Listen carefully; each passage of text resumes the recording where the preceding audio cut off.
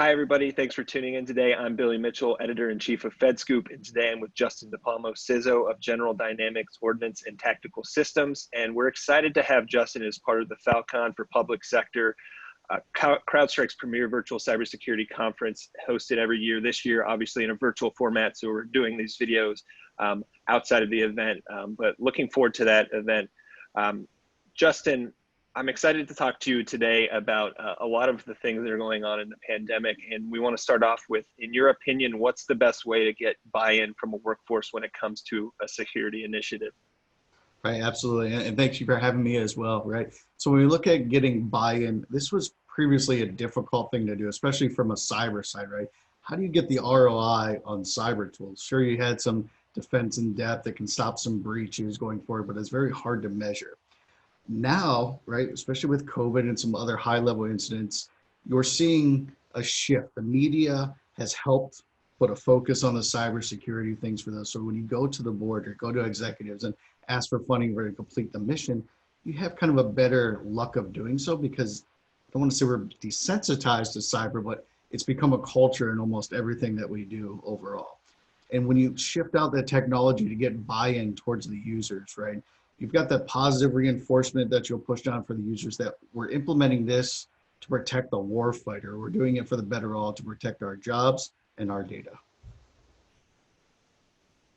Great. And obviously, people working in security operations are often overwhelmed with threat intelligence. What more can agencies do to help people leverage good information out of that intel?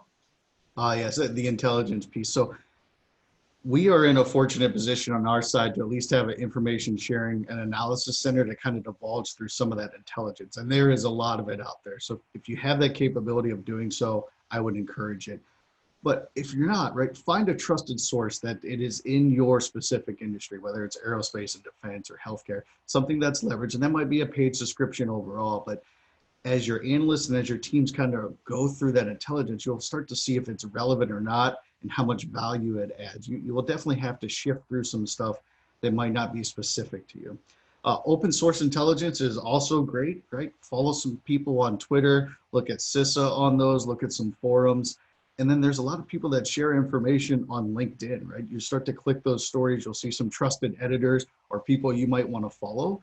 You'll just kind of build that path up overall, but don't overwhelm yourself by subscribing to every intelligence feed overall. Stay specific to your industry and advise your teams kind of to do the same as well. And they'll start to pick on the ones that are best for what you need to apply, and some that we can probably just get rid of that's not really relevant for us. Yeah.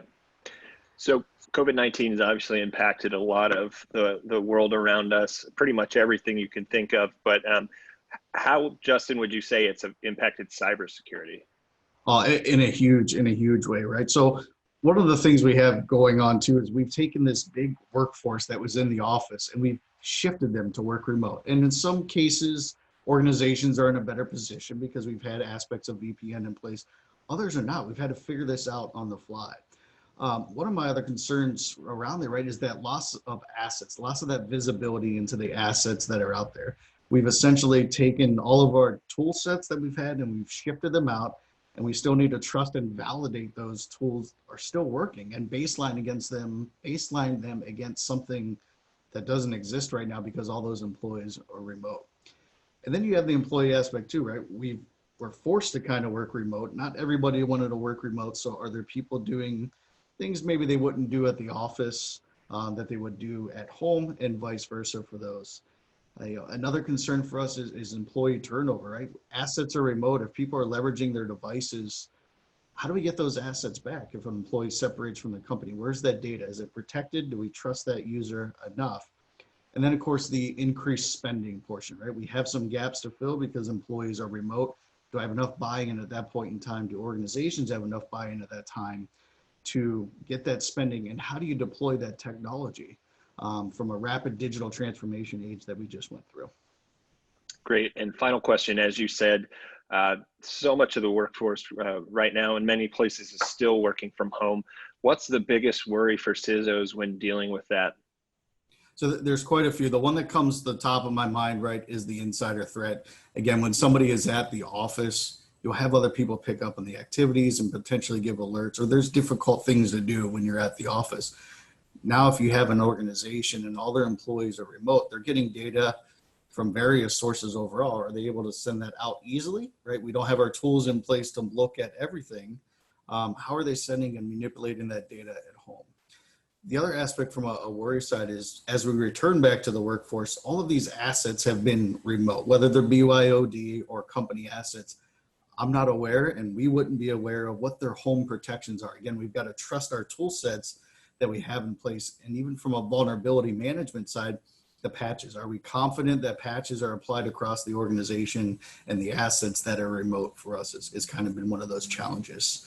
And then, whatever clever and crafty way users have decided to potentially get by the systems and policies that were in place, teleconferencing was definitely one of those, right? We saw different solutions come up relatively fast. People had to adapt to those solutions. Are they going to be adequate when somebody returns to the office, or are they staying remote, right? Are we still trying to play catch up on those policies and configurations to make sure they're meeting our security? All right, Justin, thank you so much for your time today. Justin DePalmo of General Dynamics, thanks for your involvement, and it's been great chatting with you. All right, thank you as well.